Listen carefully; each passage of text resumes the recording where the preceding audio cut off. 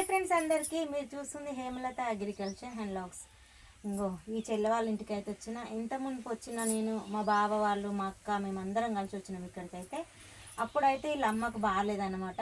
ఆ అమ్మ పాపం ఇంకా బీమారి ఎక్కువైపోయి చనిపోయింది. అమ్మ చనిపోయి ఎన్ని రోజులు అవుతుందా? 8 months అయింది. 8 నెలలు అవుతుందా?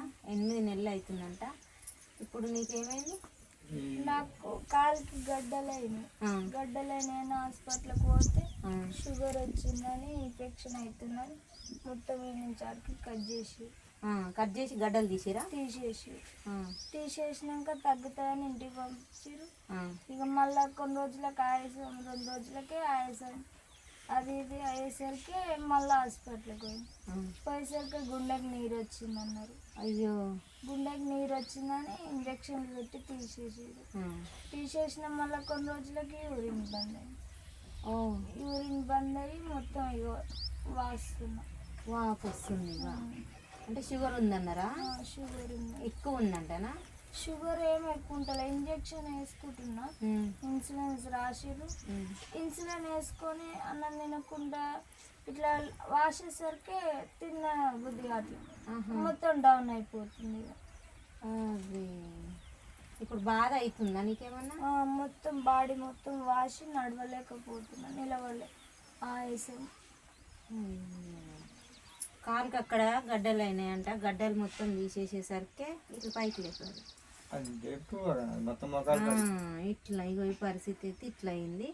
ఆ కాలుకు సర్జరీ చేసిరంట, గడ్డలు తీసేసిరంట. గడ్డలు తీసేసేసరికి షుగర్ ఉండడం మూలన అది మాంతలే, కాలుగా తగ్గట్లేదు. ఈ కాలుకు వస్తుంది, ఆ కాలుకు వస్తుంది. అంటే బాడీ మొత్తానికి షుగర్ ఉంటే మనకి ఏదైనా బీమార్ అన్నది తగ్గదు తొందరగా కదా. ఎంత ఏజ్ ఎంత అనేది? 19 సంవత్సరాలే ఉన్నది చెల్లి అయితే. పాపం సేమ్ వాళ్ళ అమ్మ కొద్ది రోజుల తర్వాత అనుభవించింది ఈ నరకం అంతా. కానీ ఈ చెల్లెకైతే పాపం ఎందులో తెలియని వయసులోనే ఈ బీమారి అయితే వచ్చేసింది. గవర్నమెంట్లో చూపించుకుంటున్నావా, ప్రైవేట్లో చూపించుకుంటున్నావా? గవర్నమెంట్ హాస్పిటల్లో పోతే గాంధీకి పోరని పంపిస్తుంది. గాంధీలోకి పోతే అస్సలు పట్టించుకోవట్లేదు. అయ్యో, 3-4 రోజులు బయటనే పడుకొని అట్లా కూడా తిరిగినా కూడా పట్టించుకోవట్లేదు. రేకుల షెడ్ కింద తిరిగినా కూడా కేర్ చేయట్లేదు. సైలెంట్గా వచ్చేసి ఎక్కడ పోయినా కానీ ఇప్పుడు పైసలు అయితే లేవు. మెయిన్ వాళ్ళకు చేసేటోళ్ళు ఎవ్వరు లేవు. నాకు తెలిసి అది వాళ్ళ మమ్మీదే వచ్చింది. అమ్మ చనిపోయినాక అమ్మ ఉండంగానే స్టార్ట్ అయింది. అరే నీకు అమ్మ 2 నెలలు అయితే చనిపోతుంది అనగా స్టార్ట్ అయింది. గవర్నమెంట్ హాస్పిటల్లోనే నల్గొండలో చూపించి తీసుకొని వచ్చిన 3 డేస్కే చనిపోయింది. బహుశా వాళ్ళ అమ్మదే మాకు చూసినట్టుంది. కానీ మొత్తం వాళ్ళ అమ్మదే ఈ పిల్లకు జోకేసింది మొత్తానికి. అంటే ఆ వ్యాధి ఈమెనే చేసింది. ఆమె మొత్తం అప్పుడు ఈమెనే చేసింది. ఆల్రెడీ వాళ్ళ అమ్మ ఏడ్చింది, నా చిన్న బిడ్డని ఇచ్చిపెట్టి నా పిల్ల చేస్తుంది, నా పిల్లకి ఏమన్నా అవుతుందో ఏమో నా ద్వారా అని పోయి చచ్చిపోతా అని మస్తు సార్లు దూరం వెళ్ళిపోయింది వాళ్ళ అమ్మ కూడా. నేను అప్పుడు వీడియో చేసినప్పుడు కూడా మస్తు బాధపడ్డది. నా బిడ్డే భవిష్యత్తు ఉందమ్మా, నాదంటే ఎట్లనో అని. కానీ ఆమె ఏదైతే జరగొద్దు అనుకుందో, ఆమె జీవితంలో ఏది జరగొద్దు అనుకుందో అదే జరిగింది ఈ పాపకైతే. కానీ మన ఇంట్లో తల్లిదండ్రికి వచ్చింది పిల్లలకు వస్తుంది అంటారు చూసినామా. ఎవరు చేసిన పాపమా పుణ్యమా భగవంతునికి ఎరక. కానీ పాపం నరకం అంటే అనుభవిస్తుంది ఈ చెల్లి అయితే. ఇప్పుడు ఎన్ని డబ్బులు ఖర్చు పెట్టిరు. ఇప్పుడు నన్ను పిలిచినావు కదరా, నేను ఏం చేయాలి? నా ద్వారా ఏం హెల్ప్ కావాలి నీకు? నా డాడీ అయితే అప్పు తెచ్చి 2 లక్షల దాకా పెట్టినారు. మాకు ఇప్పుడు అప్పు కూడా ఎవరు ఇస్తలేరు.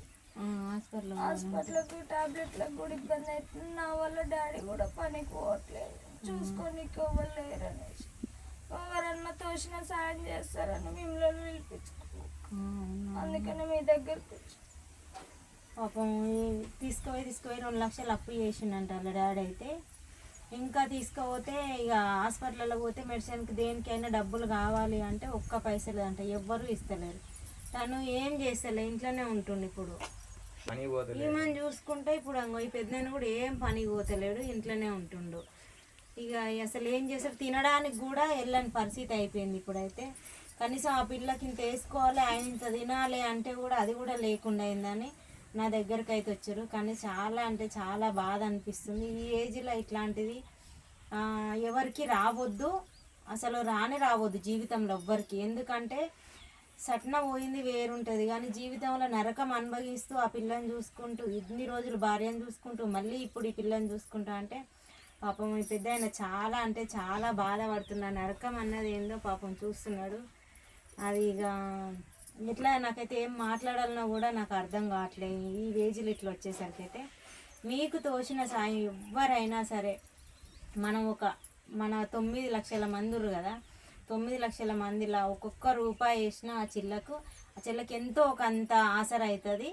మీరు దయచేసి ఎంతో కొంత మీకు తోచిన సాయం చేయాలని నేనైతే నెంబర్ ఉందా, ఫోన్పే నెంబర్ ఉందా? ఫోన్పే నెంబర్ ఉంది కానీ ఫోన్ ఖరాబ్ అయింది. వీళ్ళదైతే ఫోన్ కూడా ఖరాబ్ అయిందంట, పెద్ద ఫోను. పాపం ఇగో ఈ చిన్న ఫోన్ వాడుతురు, ఈ చిన్న ఫోన్లోనే ఉంది. ఇప్పుడు నేను ఇచ్చే ఫోన్పే నెంబర్ కూడా ఈ చిన్న ఫోన్లోనే ఉంది. మీరు ఎంత వేసినా కానీ ఒక 10 రోజులు ఆగి పోయి బ్యాంకు పోయి తెచ్చుకుంటుంది, కానీ ఫోన్ కొనుక్కునే సోమతి కూడా లేదు ఇప్పుడు అలా పరిస్థితికి. నెంబర్ చెప్పరా బుజ్జి, ఫోన్పే నెంబర్ 72073000820. ఓకేనా? దయచేసి మీకు ఎంత దోస్తే అంత అయితే మీరు ఖచ్చితంగా ఏదో ఒక రూపంలో మనకు 1 రూపాయికి ఎంత మనకున్న సబ్స్క్రైబర్లకైతే ఎంతో కొంత చేదోడుగా ఉంటుంది అనేసి అయితే నేనైతే పాపం మా చెల్లె బాధ చూడలేక నేనైతే ఈ వీడియో పెడుతున్నా. మీకు కొందరికి ఏమనిపిస్తుంది అంటే, కొందరు చూసిన ఈ సిచ్యువేషన్ ఇప్పుడు చదువుకునే ఏజ్, స్కూల్కి వెళ్ళి మంచిగా చదువుకుంటూ ఎంజాయ్ చేసే ఏజ్ ఆ చెల్లెది. పాపం ఎందులో కాని వయసులో పాపం నరకం అంటే ఏంది అన్నది చూస్తుంది. మస్తు బాధ అనిపిస్తుంది నాకైతే చూస్తే. దయచేసి ఎంతో కొంత మీకు తోచిన సాయం మీరు చెయ్యండి ఖచ్చితంగా. ఓకేనా మరి? బాయ్.